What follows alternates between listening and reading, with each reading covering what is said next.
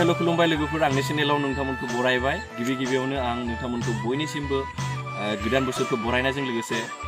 रंजालि बैसागोनि गाहाम हामलायनाय बयनिसिमबो आं जासिहरनाय थाबाय जिहेतु देग्लाय बैसागोआ जेनेबा लकडाउन जानानै दङ बेनिखायनो आं गासैखौबो आंनि नायगिरि नोंथांमोनखौ बयखौबो जाहाथे लकडाउन बा सरकारनि नेम निथिखौ फालिनानै देग्लाय बैसागोखौ फालियो जाहाथे रावबो न'निफ्राय ओंखारनानै बैसागुखौ फालिनाङा जिहेतु न'आवनो थानानै गासैबो बैसागुखौ फालिनांगौ बेखौनो आं बयनिसिमबो फिन खेबसेबाव रंजालि बैसागोनि गाहाम हामलायनाय बावहरबाय आरो आंनिख्रुइ जेनोखि देरसिन गेदेमा नोंथांमोनखौ आं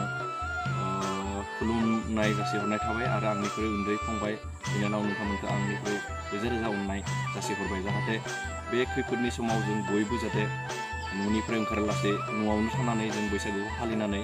जोङो देग्लाय बैसागुखौ जाहाथे जेनोखि महामारि COVID-19 बे बेरामजों जाहाथे जुजिनो हायो